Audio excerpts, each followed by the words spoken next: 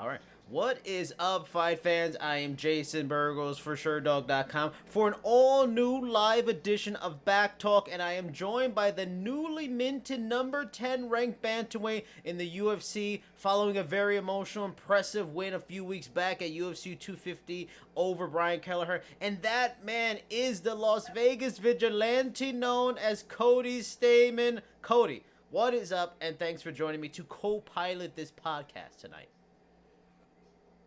I'm excited, man. This is cool. I love talking about fights, so this is good. And thank you so much. A pleasure to join you, to get to talk to you again, to get to converse. We have so much to talk about. Of course, I'll get into it. It's the news of the day right now. Since we're going to be talking a lot about the news of the day, we all know Pedro Munoz is out of his fight, which is also terrible for people watching. I actually contacted him for an interview. He said yes, and then all of a sudden disappeared. Now I know why he disappeared, so I don't feel so bad. But, I mean, what's your interest? A lot of people from your division are going to be wanting that spot. I mean, is it even possible for you to do it? I know you need like a month-long process to even make it, but even could you even get everything together, get tested, go to Yas Island anyway? I said 100% I would do it. I said I would do it. I just have to be at 145 pounds. I couldn't do it at 135. It's just not feasible for me. I'm like I said, I'm a guy that needs 2 months, basically, at least 5-6 weeks to really get down. If I'm being real strict, I'm a big guy. Probably a natural 45 pounder, not a natural 35 pounder. That's a hard cut, And Frankie's been absolutely, I'm sure he's been killing himself in the gym. And if I'm going to fight him, I'm not going to do it and, have to cut 30 pounds and fly halfway around the world. But I would do it at 145 pounds, you know what I mean? And he knows that. So, see, I don't know. I doubt he'll want to do that just because he's made all these sacrifices to fight at 35. It wouldn't make sense for him to go up right now. So, I mean, I hope they find somebody for him. But, God, I would love that fight, you know what I mean? Like, Frankie's absolutely one of my absolute favorite fighters. I love that dude. There's absolutely no quitting that guy. And go in there and share the cage with him, I mean, that's a dream come true. I'm sure it'll happen. If it doesn't happen now, it'll happen later. And I remember, what was it, I think it might have been even around the time, like, the Kelleher fight got mentioned. I think you like, tweeted, like, oh, Uriah Faber, if he's interested in a fight, stuff like that. And Uriah Faber's an obvious legend. Would Frankie Edgar be even a bigger deal for you as, like, a competitor than even Faber? Yeah, I think Edgar would be bigger, you know what I mean? Just because of what he's done at so many different weight classes for me. You know what I mean? Like, he's the best. I mean, he's got to be my absolute favorite. Just watching him fight like Gray Maynard and all these legends at 155 pounds when he was 55 pounds. Yeah. You know what I mean? Get dropped, get up, come back. It's like he's like of MMA. Like, there's just no quitting that guy. And that's impressive because there's not many guys like that. Yeah. And to go in there and test yourself against someone like that, I mean, that's what I'm in this for. Yeah. Now let's move away from that. We'll get back to the news of the day stuff, but let's talk about you a little bit now. The last time we talked, we had a very good therapeutic conversation during the early days of the pandemic, and you told me about you're using your time to help out people in need that have problems getting supplies in other parts of the country, other parts of Vegas, and how you had to run off a damn fool trying to make big money off baby formula during this tough times. So how many more fools did you have to scare off in the last few months, and were there any moments trying to help people out that ended up becoming really meaningful for you? No, so I didn't encounter any more like idiots like that.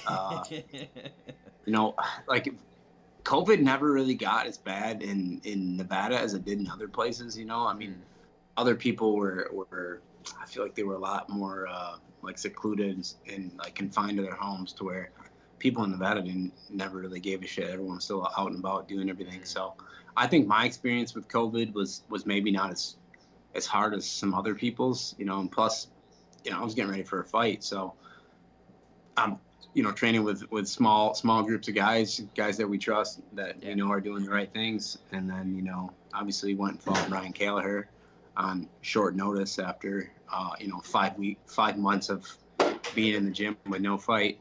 And it turned out well. Obviously the circumstances like leading up to the fight were freaking horrible, but I'm a man, and I just did what I had to do to get my job done. Has anything changed? Because I know in that region, California, Arizona, I think even Vegas, on level Texas, like all these states are really the cases are booming. Has anything changed in Las Vegas for you, or it's still even like it was 2 months ago? It's not really too much difference. Mandatory masks in public. Mandatory Okay. masks in public now. So now you got to wear a mask everywhere after like months of everybody just doing whatever the hell they wanted. I mean, but people are coming back to Vegas and drink like it's honestly the stupidest shit ever. You could go to a restaurant right now. There can be 100 people there, and like while you're walking around, you gotta have a mask on. As soon as you sit down to eat, take your mask off. You're fine. It's just there's no common sense involved in anything that's happening right now, and this COVID thing is played out for me. I'm tired of it. I want shit to go back to normal. I want, you know what I mean? I want businesses to get back up and going. I mean, we're murdering the middle class right now, and I don't want to see any more of my blue collar brothers fucking hurting because of this bullshit. Fair enough. Now, going into this last fight, you mentioned too with the difficulties you and your family were going through. Was there any point where you really thought about calling the fight off, not going through, or did you want to fight? Not only in your brother's memory, but was it a way to not fully confront like the real heartbreaking situation of it and kind of get your mind away from it in a way? Yeah, I mean, I think if I'm being 100% honest, I think fighting was something that kind of helped me cope with everything that was happening. You know what I mean? Because I had something else to focus on.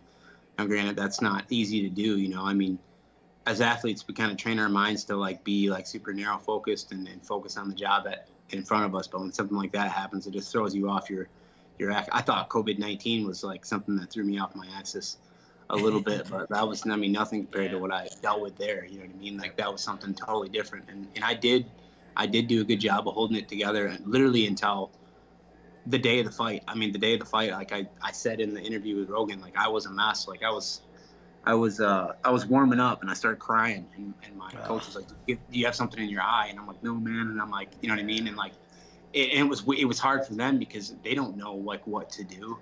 Like in that situation, it's hard to know. Like they don't know like if they need to tell me like, hey, you need to stay focused, or if you need to give me a hug or what it is. I'm not really the hugging type of guy. Like I'm kind of a strong silent type. I don't really like, for me to cry on national television. That's not something I'd ever imagine I would do. You know what I mean? Like I don't like I'm not that kind of guy. And you made Joe Rogan cry. That's an achievement in itself. It was great. You know what I mean? Like once the fight was over, I think like the reality of everything that was happening kind of hit me, and it was just like this emotional moment. And family's doing better. I think we're all, I mean, as good as you can be. And we spent a couple weeks together after the fight, which was amazing. Because we haven't all been together like that in a long time, and that's just what you do in situations like this. You just lean on, people that you care about and people that care about you. And, you get through it together, and that's exactly what I've done. And, I'm back to work now. Heading into this fight, I figured it would be a showcase of your wrestling again, because Brian really hasn't faced that many wrestlers in his career, let alone one as good as you. Yet the fight did not really play out like that. You ended up outstriking him for most of the fight. Was that always the game plan, or did things change kind of on the fly during the fight? I'm not sure I had a game plan for that one. After that whole Song Yadong thing, I was just fucking pissed. Like I was just mad. I felt like I was mad at myself, and I was mad at the judges. I was mad at everybody. I was just a mad little dude, just pissed. Because you go out and you have a certain game plan, and you beat a guy that that you're maybe not supposed to beat, and then it kind of gets taken away from you, and you're like, well, shit. Why didn't I just say fuck it and scrap with him? You know what I mean? And I kind of needed to get back to that, because I lean on my wrestling. I can lean on that whenever I want. I'm a big, strong dude at 135 pounds, and I think I could take anybody on this planet down at that weight class, and I will. But I don't have to. You know what I mean? I'm also a really good boxer. Like I have good stand up, and that's what people want to see. I'm realizing that it's like, okay, yeah, sure, I can wrestle, but why? You know what I mean? Why? I don't need to wrestle. You know what I mean? Song Yadong was like a hard puncher. He was this, he was that, and then I got in there with him, and I was like, this guy's as good as everyone said he is. Like I'm good. And so, you know, it's kind of an eye-opening thing for me. Like, why not stand up with these guys? Why not just showcase your stand-up? Why lean on the wrestling? Like, fans don't want to see that. This isn't getting you anywhere as far as, you know, popularity with the MMA community. So, you know, I wanted to be one of those guys that's willing to get in there and duke it out. And, you know, I'm as good as I am at, you know, being offensive on my feet, I'm even better at not getting hit. You know, and that's something I've always prided myself on. Is I'm not going to be one of those guys that stands in the pocket and just trades with guys to see, you know, who's tougher, who's got the harder head. You know, I think I made Brian Kelleher miss like 80% of his shots, and I've done that consistently, but I've never been that offensive before. And I think moving forward, that's just the way I need to be. You know what I mean? Super offensive wrestling, offensive stand up. And, you know, if I can keep building on what I have right now, you know, I don't really see too many guys that are going to be able to beat me. And that's interesting that you mentioned the popularity thing. Not for, you know, for someone that's been around this sport a long time now, been in the UFC for a while now, been in the top 15 and trying to break through into the top 10, stay in the top 10, those kind of things, and seeing the pitfalls of it. Do you feel like that kind of thing? Like, what am I doing wrong? I'm winning, I'm being impressive, but it doesn't seem to be enough. Are you starting to say to yourself, like, do I have to start going to Twitter? Do I have to start talking shit? Do I have to be a striker, you know, more? Do I have to try to be exciting on the feet and pull out, you know, a wild spinning kick or something? Are you feeling that pressure as a professional, as a, you know, a person trying to make that next step? Like, shit, do I have to change something? I seem to be doing so well already. Yeah, I mean, no. Number one, you got to win. You know what I mean? Nobody gets behind the loser. You know, I mean, you look at Khabib. Khabib does absolutely the thing that everybody hates in MMA. He takes guys down, holds them, a little bit of ground and pound, but mostly he's just controlling guys. But he wins. You know what I mean? People can get behind a winner. So the first thing you got to do in MMA is win. You got to win. You got to win the big fights. You got to, you know, be ready all the time. You never know when you're going to get that phone call. You know, so I've figured out. And the second thing you need to do is you need to make some noise. You know what I mean? You got to play the game. You got to play the game. I saw something Daniel Cormier said. He said something about, you know, how Stipe's never played the game, and that's why, you know what I mean? Like, nobody knows who he is. Like, there is a business side to this. You know what I mean? And you have to play the game. This isn't, you know, it doesn't necessarily mean I need to talk shit. I don't need to do, like, you know, I don't need to be Conor McGregor or Sean O'Malley or, you know, Mike Perry or whatever other, you know, person.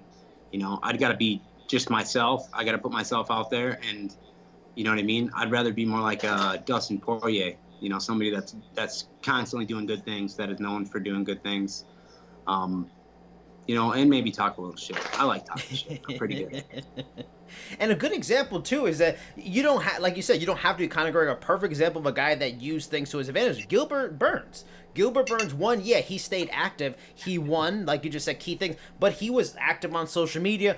Give me this fight. I'll jump in on this nose. I'll do. You know, he was doing those little things. He wasn't doing the over the top stuff. So it's like different strokes for different folks. But yeah, you nailed it. You have to kind of just get yourself out there, and unfortunately the UFC's not going to market everybody, so you almost have to market yourself. But looking at the chat here, we got seems to be a fan of yours, Cody. Cole Shelton, BJPenn.com says the man, the myth, the legend, Cody Stamann.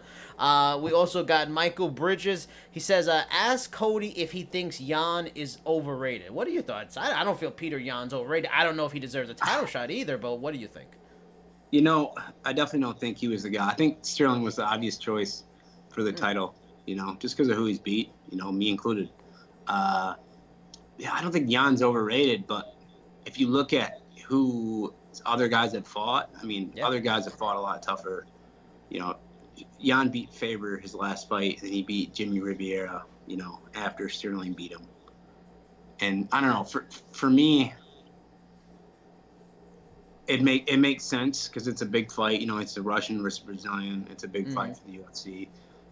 You know, Peter Yan's going to bring it. It's going to be a sweet stand-up fight. So as a fan, I'm excited to watch the fight. But I also feel like Sterling maybe should have been the obvious choice. I think he is a little hyped up. I'm curious. I'd be curious. I think Peter Yan should have had to fight like Marlon Moraes before he got a title shot. You know what I mean? And if he goes out there and mops the floor with Marlon Moraes, then I'd be like, wow, Peter Yan's something special.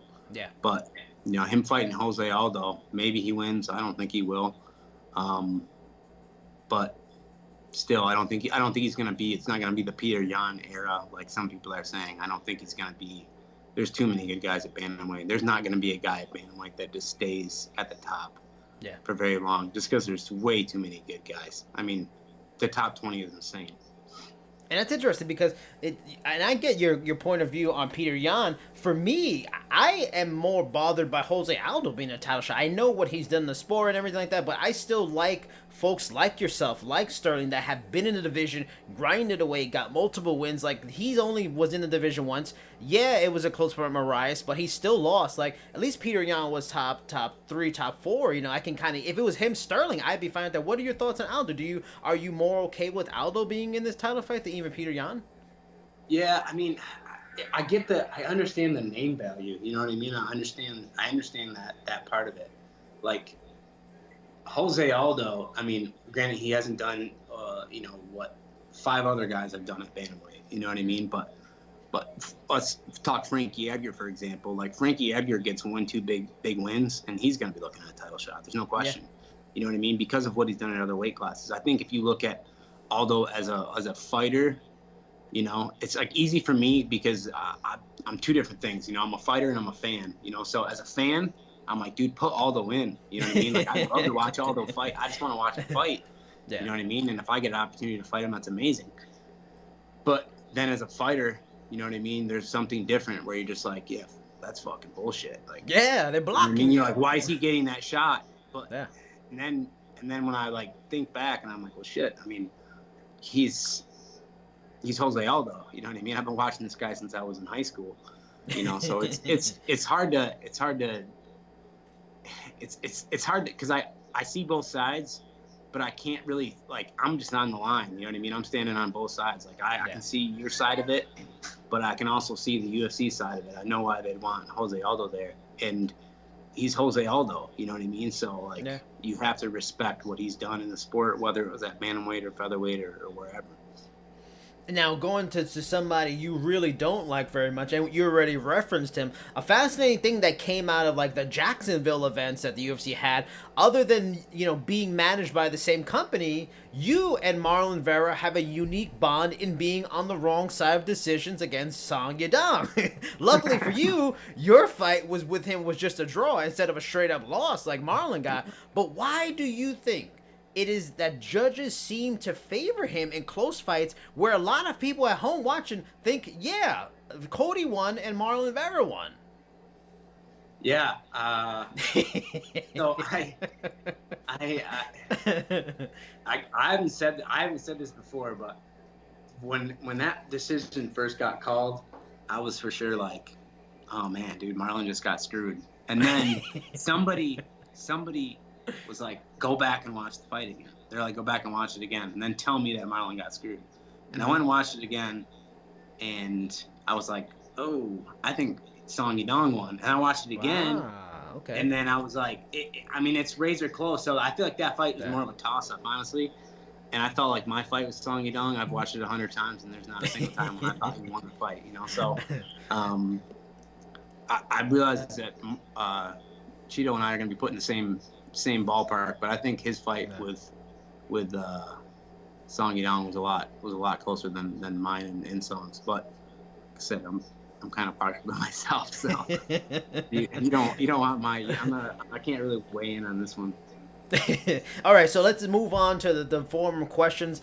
This comes from Hiroshин, and they ask, convince me how 5 days notice Masvidal has any chance at winning this. What is this going to do with what is he going to do with no training camp? I mean, I have my reservations. I still think he'll be in very good shape. I'm more concerned about rounds 4 and 5. I think he'll be, good in the first 3, and I'm sure he's thinking that's when he'll win. But I mean, what are your thoughts? Like how, explain to people like myself that don't know what it's like to train.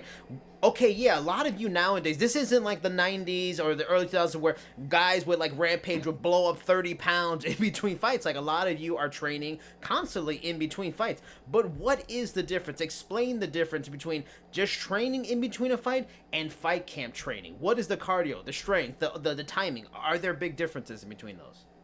Yeah, absolutely, absolutely. You know, when you've been consistently training for a long time, you're gonna be a hair sharper. You're gonna be able to do more. You're gonna be in better shape. There's no question. You know what I mean? If you know you have a fight, you're definitely gonna be in better shape. But I think that Masvidal has probably known that he was an alternate for this fight for a long time. I think that the UFC probably had him on standby. It wouldn't surprise me if like he was on some kind of retainer, to where he knew that if something happened with either one of those guys, because they've done this in the past. You know, they've done this in the past with other big fights that they knew were going to sell. Like when Conor fights, you better know there's a backup. There's a backup guy that goes to Vegas, that's getting ready, that's going to make weight. You know what I mean? Because like that show has to go on. You know what I mean? Like that, they can't just drop it. So I gotta imagine that this was maybe one of the same situations. Am I willing to bet my house on that? No. But if I had to guess, I would say that Masvidal knew there was a pretty good chance that he could be stepping in.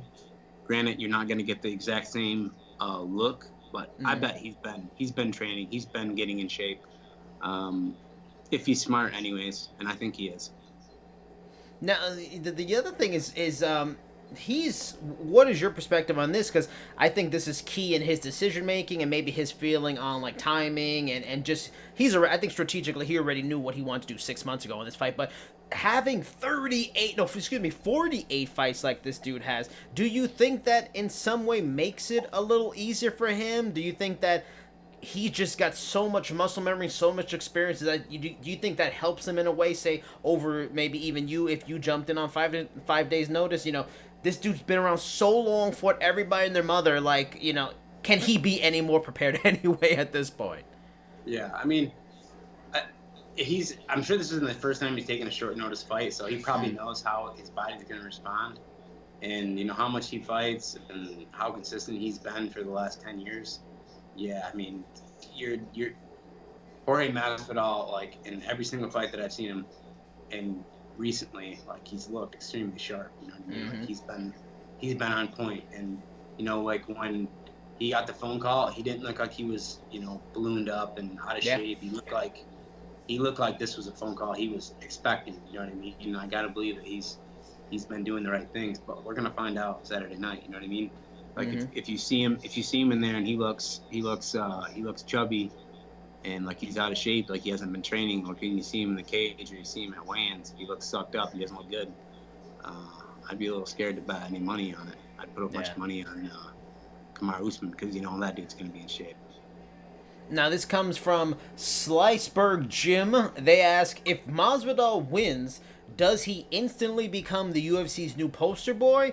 And then on the flip side, Trific asks, does Usman become a superstar if or when he wins? What are your thoughts on the ramifications of wins for either man? Does Jorge become... Does he take Conor's spot maybe? He's BMF champ, welterweight champ, big money draw, new fat contract. Is he Conor now? And for Usman, does he finally take that next step and maybe, the casuals or maybe the people that are so iffy on him believing, this guy is one of the best fighters in the world now? So I think both their stock after this fight is going to go up. But I think Jorge Masvidal has so much more to gain and so much less to lose.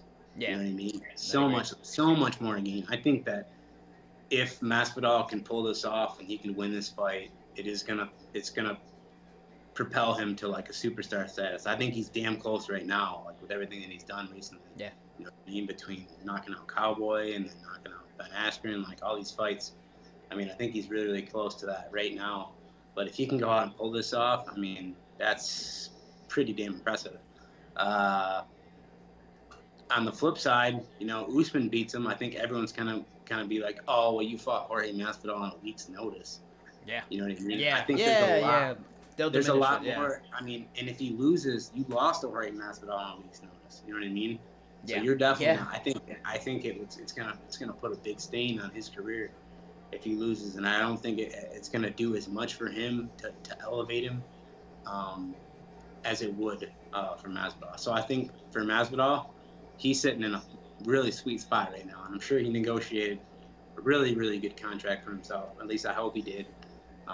So I mean, this worked out really good for Jorge Masvidal. He better go shake Burns after he gets free of COVID. And I'm glad you brought that point about like how if he wins, people will just diminish. Oh, you beat on that because that still happens to this day with Conor McGregor and Chad Mendes. Like Chad Mendes, like that's still a good win, but people go, oh, Chad Mendes, he came off the couch, he lost. Yeah, but Conor wasn't preparing for him. He was preparing for a striker. But anyway, away from that, Cole Shelton in the chat, he comes back. He asks, how many wins does Cody think he is away from for a title shot? Like, what is the path? Who does he fight? What do you feel is your path to getting into at least contendership? Bantamweight is nuts. You know what I mean? Yeah.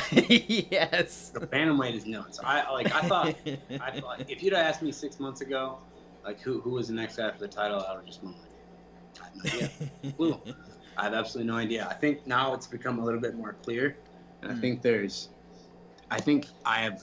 two guys. I got to beat two guys at the top. You know what I mean? I need to beat a guy like maybe Marlon Moraes wouldn't be my first choice for guys to fight, but I need to beat somebody that's in the top 5. You know what I mean? I beat somebody in the top 5, and then I beat one other guy, and if I can really get things rolling, you know what I mean? And I can do it in a strong fashion, you know what I mean? And like there's an opening and there's a push. I mean, so this is like one. You got to go beat top guys, but there also needs to be an opening, you know what I mean, to fight for the title.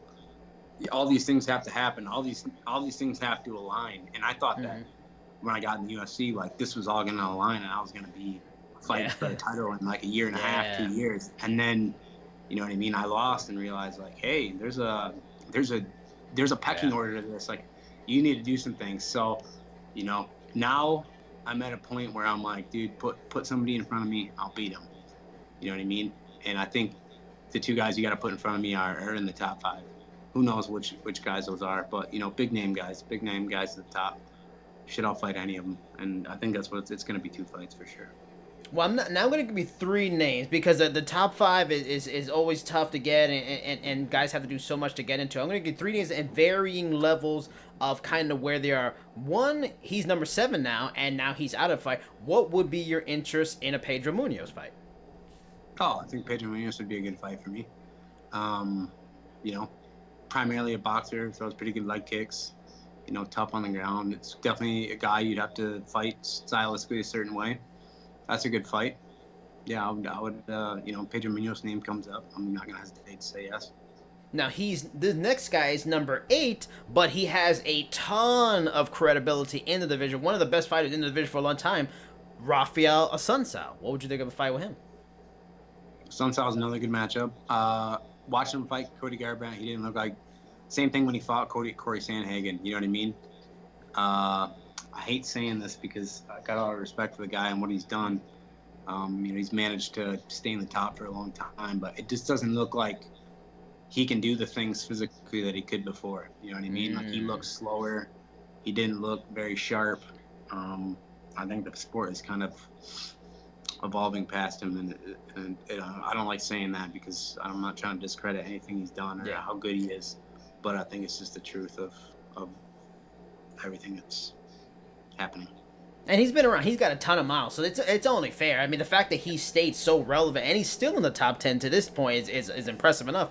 Here's another name. Now, this one is a guy lower in the 15. Now, I'm not sure. I know you don't want to go backwards, but this man has a whole lot of shine on him. Beating him would bring a whole lot of attention, and he has not been tested by a high-level wrestler, even though I know you don't necessarily want to just always use that.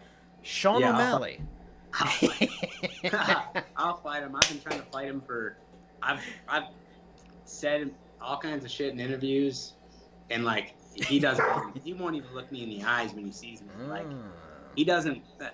Sean O'Malley knows. He knows what he's trying to do. He's trying to like buy his time, and it's smart. I mean, it's smart. Yeah. Because I think he realizes that like there are 10, 11, 12, 13 guys that can beat him. and some guys you've never even heard of that could probably beat him in a fight. Just, like, Marab any guy that can wrestle and just put his hands up, you know what I mean? Yeah. And dip, duck, dodge, and get on the inside on him, you know what I mean? Like, O'Malley's not a big dude. He's not a muscular dude. You know what I mean? And a guy like me gets a hold of him, it's gonna be hell for him. You know what I mean? Like, I mean, O'Malley almost got beat by Tyrion Ware, and I beat him on 5 days' notice. You know what I mean? So I just think O'Malley's got to go in somebody that can stay in there and not get hit, clipped with a big shot in the first 30 seconds. You know what I mean? But they're not giving me Sean O'Malley. It's like I just feel like a bully every time I say his name. You know what I mean? Because I'm like, you know, I'm picking on. I'm talking shit to the teacher's pet. Really, you know, he's standing next to the teacher, like, you know, holding his hand. Like, there's no way I'm getting that fight. So, you know, Sean O'Malley maybe eventually, but it's not gonna happen anytime soon. Fair enough. Now, Fatback96 asks, is Holloway... you like those names? That's the Sherdog forums, and ladies and gentlemen, the Sherdog forums and their names. Is Holloway sandbagging with his Zoom training story? There's no way Max would agree to a title fight without being able to train for it properly, right? Cody, what do you think? Is this guy just bullshitting? Is he trying to game us all? I think he's bullshit, but yeah. I mean, I think it's hilarious that he even said that he did that. Yeah. There's no way. There's just no way. You know what I mean? Like, he's not doing that. Like, he's just not. You know what I mean? If Max has the money, he could, like, just take 4 guys and he could just go somewhere remote in Hawaii and have people bring food and bring everything to him. You know what I mean? There's a million other ways he could do it. You know what I mean? There's no way that he was just like on Zoom training like that. He's so full of shit. I heard him say that and I started laughing because I think Max Holloway is cool as shit. I think he's a really cool dude. Like, a lot of stuff he posts thinks really hilarious, and I like how he, you know, calls people out too. You know, if you're not on his team, he's like, fuck you. So I'm a big fan of Max Holloway, but I definitely think he's pulling everyone's chain. And I think for sure he's lying, because if you just look at the statistics and everything, Hawaii was never hard hit by the pandemic. Hawaii's even doing a 2-week quarantine if you go to the state, like if you go to the island. So he's as safe as it can be. There's a ton of good fighters on the island. He can, no way. He's training with everybody and their mother. He's gonna be ready. I hang out with these Hawaiian boys, and I'm telling you, they don't give a fuck. They are hard dudes. They don't care. They don't care about COVID-19. They don't give a shit, dude. They're just tough kids. Like, I guarantee he was doing the same shit he was doing.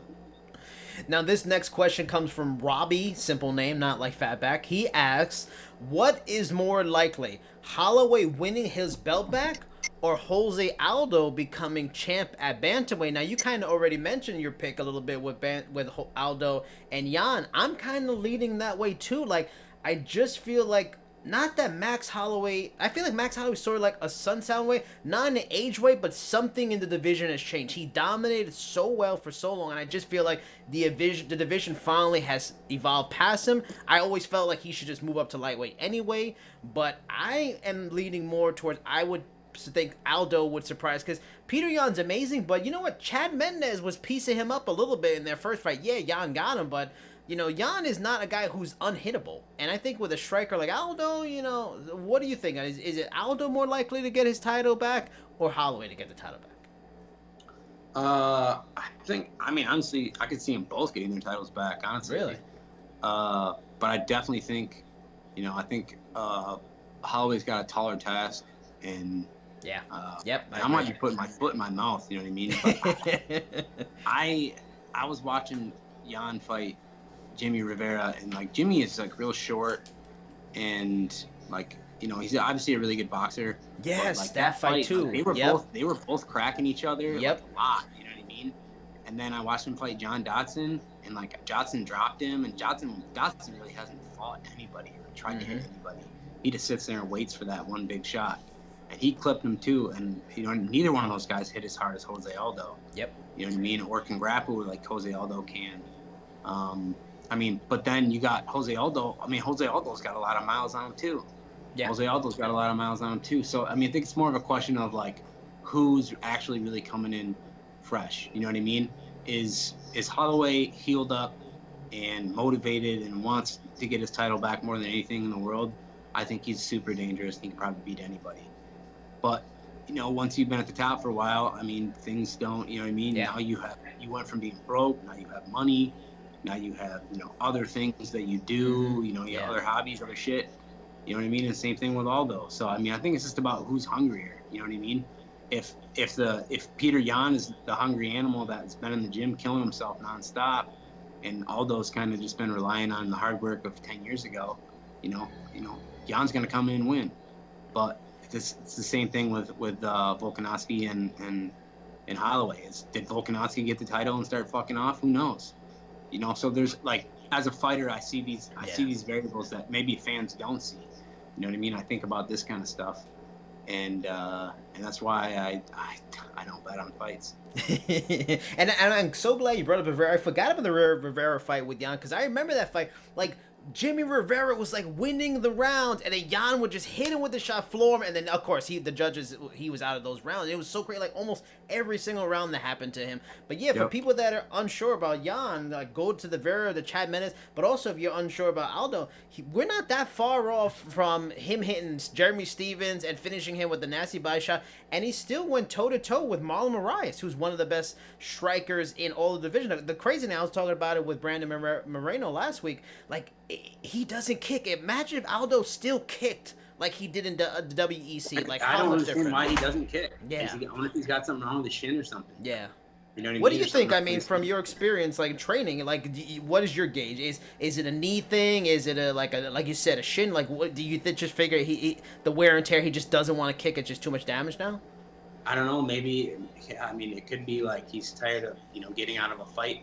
When you throw hard kicks like that, it only takes one kick. I mean, when I fought Alejandro Perez, right in the beginning of the fight, I kicked his knee, and my shin hurt. Hurt bad the whole fight. Wow. And I threw it a couple more times, dude, and it hurt consistently for 6 months. You know what I mean? Wow. There was a really bad bone bruise in my shin, and every time I'd hit it on something, I was oh, you know what I mean? So you got a guy like Jose Aldo.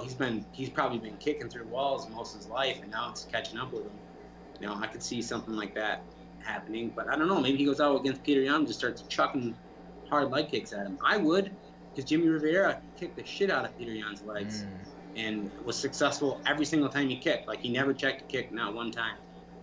So dude, if I'm Aldo, I'd kick the shit out of him. And I hope he does. and also give me some perspective again from a high-level athlete, top fighter in the UFC, for a person that doesn't understand in that. Because I've been told a couple times by fighters that a normal person assumes the person getting kicked is the only recipient of pain. I've been told by fighters kicking offensively, it really sucks. It is not an enjoyable experience. Is kicking kind of a thing you just have to go and I'm gonna throw this to try to get some offense, be offensive, but it's gonna hurt every time. Yeah, I mean, if you land hard part of your shin on a soft part of their body, you don't feel anything, and it hurts them like a bitch. You know what I mean? It hurts bad for them. But you kick anything hard on your body and on their body, it hurts you both. You know what I mean? If anything, you know what I mean? All they got to do is turn their knee 2 inches and you hit bone instead of, soft tissue. Yeah. I mean, there's a lot of ways. And not only that, but just the impact, the inseam of your foot. I can remember almost every fight that I kicked a lot, for a week, 2 weeks, my ankles were just enormous. You know what I mean? The plane ride home, my shoes would barely go on. Wow. And so there's a lot of little damage in your forearms would be all jacked up from getting kicked. There's a lot of stuff. You got to think every single time, you know what I mean? Two guys that are trained to kick really, really hard. There's that collision is deep impact, deep bruising. Things are messed up, whether they show it in the fight or not. The next day, you're in pain. So, getting kicked sucks. Punches, not so much, man. But kicks, kicks are bad. Kicks hurt. Is there, and I'm a huge fan of low kicks. I've written about it. I've talked to people about it, people that are really good at it. Is there any difference in terms of the damage you're taking when you're throwing them? Is it easier to throw a low kick and not, get it defended and kill your shins, your leg, or it's just as bad? No matter how you kick, it's always a risk.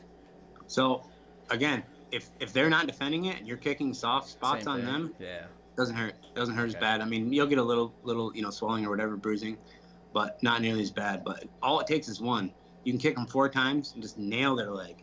Yeah. And they're in pain. And the next time they turn their shin out and you kick their shin or their knee, now you guys are both hurting. And then you're really thinking like, ooh, I don't know if I really want to kick again. You know what I mean? Your coach is yelling, kick him, fucking kick him. Like, kick him, dude.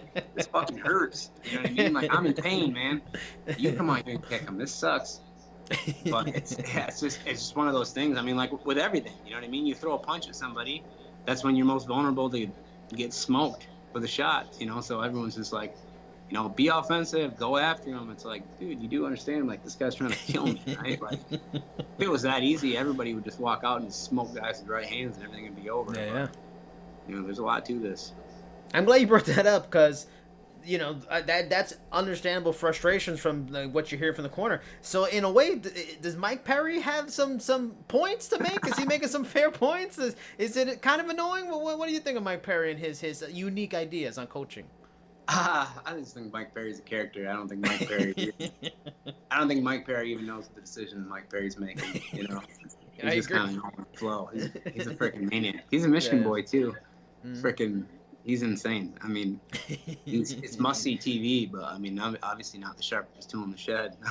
Or maybe he is. I don't know. Maybe he is. I don't know him personally. Yeah. Like maybe it's all an act, and like it's either all an act and he's a genius, or it's not an act and it's just hilarious. I don't know. Yeah. But no, I mean, I gotta trust my corners. You know what I mean? If whatever they're saying to me, I gotta believe they're saying it because they want me to win. You know what I mean? Like that's. I mean, maybe he had bad experiences with coaches and stuff, but I mean, you really trust your corners, those people that care about you. You want them there. You know what I mean? You want them there. You want them to be in the corner because you got to believe, like, when you sit down, they're going to tell you the truth. And you know what I mean? Like, there's a little bit of comfort, you know. Obviously, they're not fighting with you, but it feels good to know that, you know, you have people that you care about close by if something happens. I don't know. It's like a safety net. You know, obviously, they can't actually do anything in the fight, but maybe they see something that you don't. And if you know, you're smart enough and calm enough to hear them, they can make a big difference. I'm sure not every fighter, once they jump right into the sport with amateurs or start training for amateurs, stuff like that, their first coach is the guy or female they have forever. Like, have you ever had yourself, like, bad coaching experiences? Like, I can't work with this guy anymore. Like, I need a different coach for this stuff or this stuff. Like, have you even yourself? Sure. Oh yeah. I mean, I've had several coaches, you know, and I butted heads with a lot of them, and then other ones, you know, they teach me something and I just got it, you know, right away. But I've been really fortunate, you know. I've had some really, really amazing coaching in Michigan. I had unbelievable coaching. You know, I never wanted to leave Michigan just because of all the great coaching I had. And then, you know, when I came to Vegas, I just meshed really well with the people I work with now. Like, we just got along. You know, in the fight, in the gym, outside, you know, they're really my friends. You know what I mean? Like, we hang out outside of MMA. You know what I mean? Like, I care about these people as people, not just as coaches. So I've been lucky, man, and I've heard just tons of horror stories, you know, from all kinds of other guys. But I don't know. I've been pretty fortunate in the coaching aspect. All right, last question comes from Kung Fu Cowboy. They ask, Jorge Masvidal versus Kamaru Usman. Who do y'all see? How do you see this going down? Guy from Michigan. All right, Kung Fu Cowboy. Jorge Masvidal. Yeah. Man, he's better on his feet. Really, he's more dynamic on his feet. For sure. He's got better timing, better movement. He moves around a little bit better. Kamaru Usman is a tank. He just stays on people and makes you work. That's not a great fight. That's not a great stylistic. If these guys were fighting in under different circumstances, like stylistically, Kamaru Usman is a nightmare for somebody that needs space, you know, to kick and punch. You know, no boxer likes being on its back foot. Like, every boxer likes to have space and options. You know what I mean? You want things to be moving like this if you're a boxer. You don't want to be going like this. You know what I mean? You want someone marching you down. And Kamaru Usman's the kind of guy that just gets in your face and stays in your face the whole time. And I think that's probably exactly what he's going to do against Masvidal. So it's going to be a nightmare for Masvidal. Unless, you know what I mean, Masvidal can get him to respect him right away to keep him at bay. He's in shape. I mean, then you're going to have a for a really badass fight on your hands, and that's honestly what I hope happens. I hope Masvidal comes out hard, like right in the beginning, gets Kamaru Usman's respect, and these guys go toe to toe. You know what I mean? That way, you know what I mean. Like Masvidal can maybe have a little more time in the tank. You know what I mean? He won't have that constant pressure that's gonna just drain his gas tank really fast. And then I think he's got a shot, but he's definitely got to come out right away and make it known that he can hurt Kamaru Usman. Otherwise, Usman's gonna just tear him apart right from the beginning. Yeah.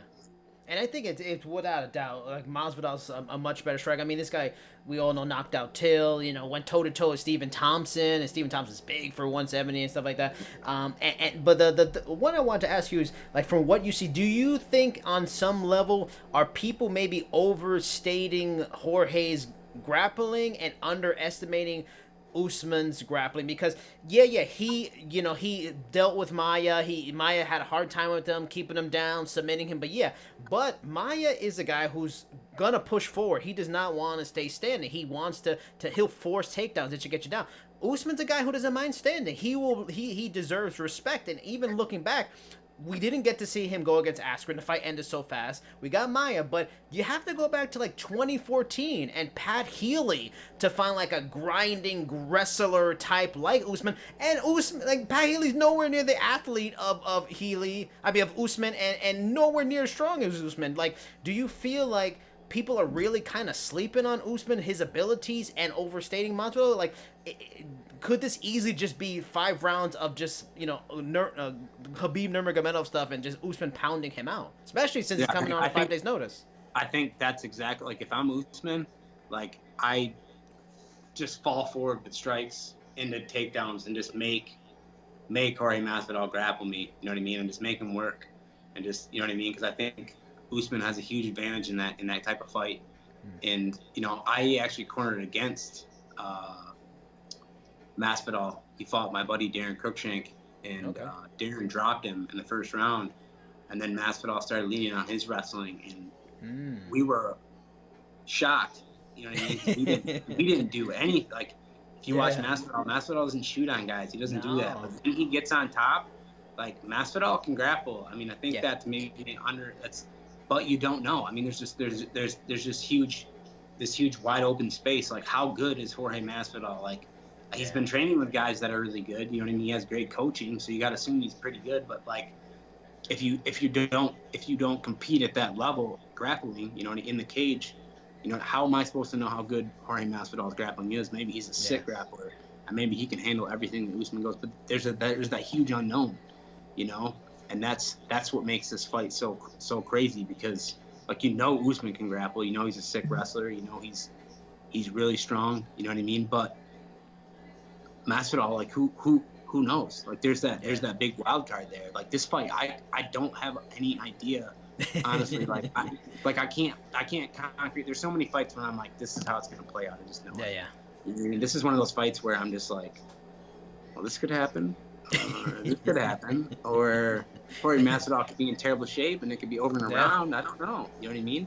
Or he goes out and freaking knocks Usman out. Like, it's crazy. I don't even. Have you seen the numbers? Have you seen the betting line? No, I haven't yet. No. I think I know Masvidal is the underdog, but I saw someone tweet that he's a less of an underdog than Gilbert Burns was, which is a bit surprising because Gilbert Burns is, Gilbert Burns a killer. I thought, honestly, I thought Gilbert Burns would probably have a really good shot. I agree. You know what I mean? I felt like Gilbert Burns was maybe stylistically more of a nightmare for Kamaru Usman than Masvidal. I don't know. And I've heard in the gym they went pretty even in standing and in the ground. So I mean, it's not like Usman dominated him in the gym. Right, and to think that Usman can hang with Burns on the ground just shows you, like, how good Kamaru Usman is on the ground. Like, you got to be pretty good to be able to do that. All right, so that's pretty much it. Is there anything you want to let the people know? The social, the Instagram, the Twitter, any projects you're working on, any vigilante heroism you're going to be rolling through in the streets of Vegas anytime soon? I don't know, man. Maybe I'll go outside and see some guy beating up a girl or something. You already got the dog. The dog's the sidekick. You already got a sidekick dog, too. Yeah. Honestly, though, my dog is just, like, He's loud, but he's a huge pussy. He wouldn't do anything. He'd run from a fight. He'd hide behind me, honestly. No, I mean, all these crazy short notice fights, you know what I mean? Like, I'm in shape. I'm ready to go. God knows what happens. You know, today was a crazy day with all the Pedro Munoz stuff. You know, at one point I thought I was gonna be fighting Frankie Edgar today. Yeah. You know, so it's crazy. You know what I mean? I still don't know that I'm not flying to Abu Dhabi. I don't know what's gonna happen. But hey, I'll be ready. You know, that's what we do. We fight. And this pandemic's been hard on a lot of people, but you know what I mean? For us fighters, you know, we're still out there trying to make shit happen so that you guys have something fun to watch and watch us beat the hell out of each other. So, you know, I'm ready to go. We'll see what happens. All right, that is it, everybody. Until next week, Cody Stamann, number 10 in the world. Thank you so much, sir. All right, I'm stopping the